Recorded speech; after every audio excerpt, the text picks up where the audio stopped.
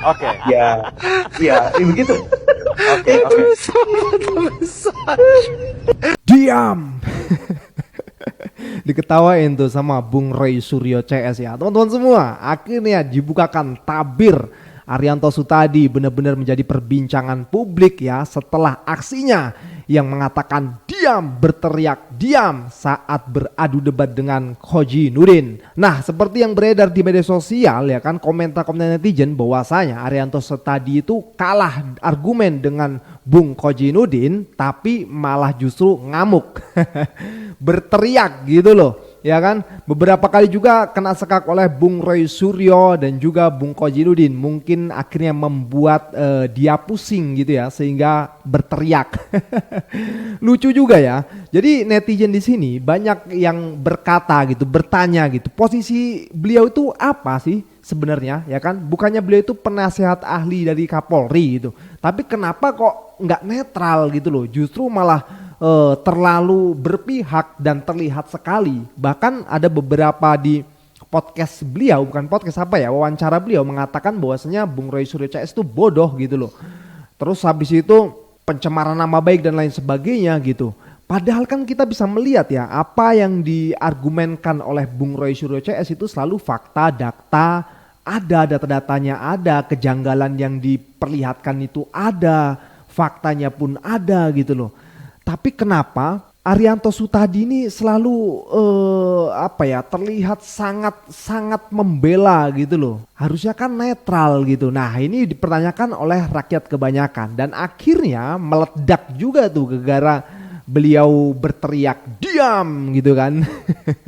Langsung tuh di media sosial banjir kritikan dan juga memes tuh, udah nyampe memes juga tuh. Nah, oke teman semua, coba kita lihat dulu video dari netizen. Ini dia. Pak Arianto Sutadi ya, saya mengecam atas pernyataan Anda mengatakan ada kelompok masyarakat yang mengungkap data dan fakta. Anda mengatakan mereka provokator, Roy Suryo CS. Anda itu adalah penasihat Kapolri, Anda itu harusnya berada dalam posisi netral. Anda harus menjelaskan posisi prosedur tanpa harus memojokkan seseorang dan mendiskreditkan seseorang.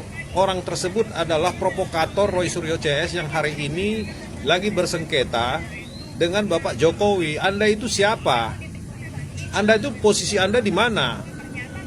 Dan Anda dengar ya, Pak Arianto ya. Hari ini TPUA sudah mendapat jawaban gelar perkara khusus akan dilaksanakan lagi.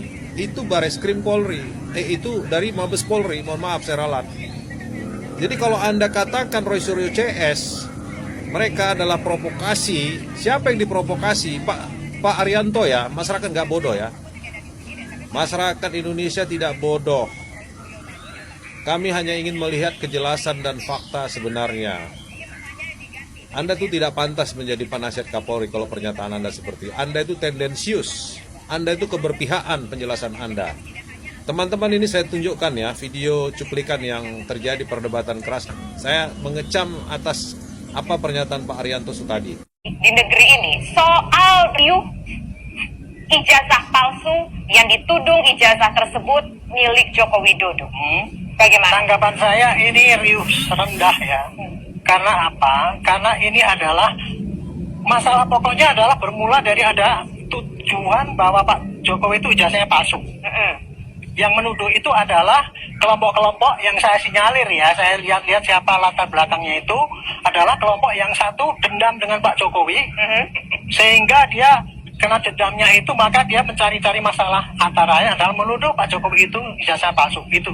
Coba perhatikan pernyataan dari Arianto Sutadi tadi ya, mengatakan bahwasanya yang menuduh ijazah palsu itu adalah orang-orang yang disinyalir dendam terhadap Pak Jokowi.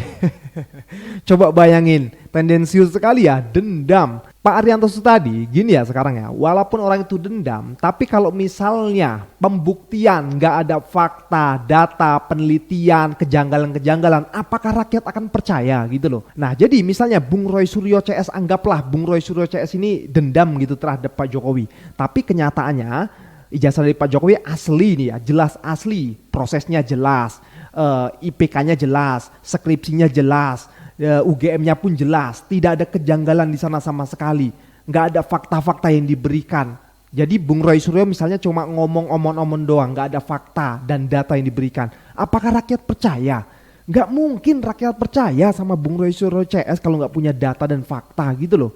Tapi pada kenyataannya kita bisa melihat gitu loh, jelas banget Bung Roy Suryo CS memberikan datanya, faktanya, kejanggalan-kejanggalan di dalamnya. Banyak banget sudah dibuka lebar-lebar, dari koran itu penulisan puasa jadi penulisan pas jadi puasa, IPK-nya, sarjana muda, KKN-nya. Ini gimana ini? Harusnya kan ini yang dijadikan bukti-bukti juga gitu loh, diambil juga untuk pembuktian nantinya gitu loh. Dan Anda sebagai penasihat Kapolri yang menasehati yang benar gimana, bukan malah berpihak. Anda itu terlihat sekali berpihak loh, terlihat sekali nyata. Nah sekarang kita lihat ya komentar dari netizen ya. Komentar dari Tuti Wahyuningsih. Kapolri aja nyuruh diam nggak boleh karena ada kebebasan berpendapat yang dijamin UUD 1945. Apalagi yang nyuruh diam cuma penasehat Kapolri, CKWKWK. Nggak ngerti hukum opo katanya. Ini pas perdebatan Bung Khojinuddin ya. Bikin mukanya seperti tikus. Weh kok bisa? Penasehat Polri ngomongin yang polisi-polisi junior baru dilantik, makanya ngangguk-ngangguk aja karena emang SOP-nya nggak boleh bantah. Begitu ngomong sama sipil yang seumuran langsung kaget, ternyata ada yang bisa ngedebat dia katanya. Sebelumnya objektif dalam menilai suatu permasalahan. Mungkin sama yang dinasihati diancam kalau nggak bela Parcok bakal dilengserin. Sehingga belakangan bela Parcok walaupun secara nalar apa yang dilakukan Parcok nggak masuk nalar. Bisa jadi ya. Orang kayak gini pantesnya dinasehatin, kalau ngasih nasehat malah sesat katanya. Sebaiknya minta pensiun aja, mempermalukan negara di mata dunia. Pejabat kalah debat kok kesurupan. Nah bener tuh, penasehat Kapolri mempunyai emosi tidak terkontrol seperti ini. Bagaimana membangun diskusi yang jernih, mengutamakan logika akal sehat. Dan masih banyak lagi teman semua. Jadi intinya beliau perlu dinasehati juga gitu loh. Nah coba sekarang kita lihat videonya Arianto Sutadi. Semua palsu dibandingkan dengan palsu ya identik. Itu kan konyol. Itu justru argumentasi yang kayak gitu itu namanya itu pembohongan itu. Itu masuk juga di dalam kebohongan oleh hakim nanti dinilai kan gitu. Jadi bagi kami ya mau ngajukan apapun silahkan, nggak apa-apa, kita tampung nanti. Sekarang mumpung masih di dalam penyidikan di Metro, sampaikan ke Metro sana, nanti kalau dipanggil ya ngomong. Jangan kemarin dipanggil, oh saya nggak dipanggil namanya, ya ngapain saya ngomong. Itulah ketololan mereka itu menurut saya. Ketololan mereka. Karena ya, kalau yang namanya dipanggil itu ya, seorang pelapor itu ya, dipanggil untuk klarifikasi, harus datang. Ini loh, menguatkan bukti-bukti itu. Tapi mereka kan dengan bangganya, wah saya cuma dituduh ini tanggal 26 nggak ngerti. Nggak mau menunjukkan bukti-bukti yang lain yang menguatkan kebenaran dia gitu. Lihatin kelakuannya guys, memang harus pensiun aja dia ini kayaknya ya. Coba sampai ngomong ketololannya gitu ya. Ya orang jelas di situ itu tidak tertulis siapa terlapornya gitu kan. Ketika itu Bung Roy sudah dipanggil oleh pihak kepolisian ya teman-teman semua ya. Dan juga beliau tadi mengatakan ya kalau yang palsu dengan palsu itu identik. Lah kenapa Bung Roy Suryo tidak 100% percaya dengan Bareskrim kemarin mengatakan identik? Ya karena itu tadi Bareskrim tidak menunjukkan teman Jokowi, 3 teman Jokowi ini siapa saja, nggak ditunjukkan gitu loh. Bahkan ijazah aslinya pun itu tidak ditunjukkan secara langsung. Fotonya pun pakai foto fotokopi yang sudah terlipat, ada kopinya pula di sana. Nah inilah yang akhirnya membuat rakyat itu jadi gregetan gitu loh. Udah nggak bisa lagi sekarang itu mau mengkecokkan karena media di mana-mana, video itu di mana-mana, ilmu itu nyebar luas gitu loh. Nggak seperti dulu-dulu lagi. Jadi harus berhati-hati. Dan Anda ini harus ingat posisinya siapa gitu loh. Kok terlalu membela, harusnya kan netral. Aduh kacau sekali pokoknya.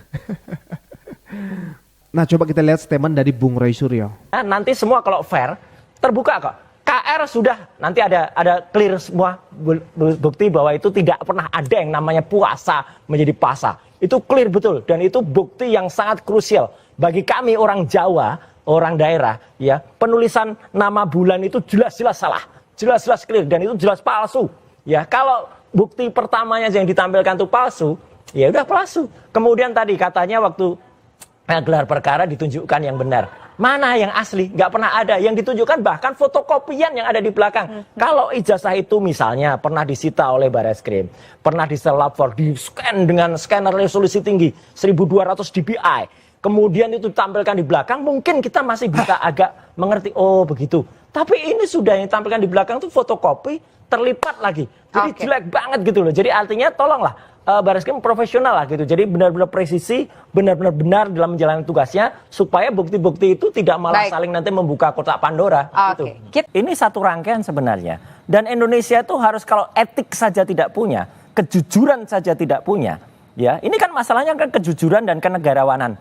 Kalau orang kejujurannya tidak ada, ya kenegarawanannya diragukan, ya hancur bangsa ini, gitu loh. Makanya kami ketuk sekarang kejujurannya seperti apa. Dan alhamdulillah, kayak Pak Kasmujo sudah mulai jujur.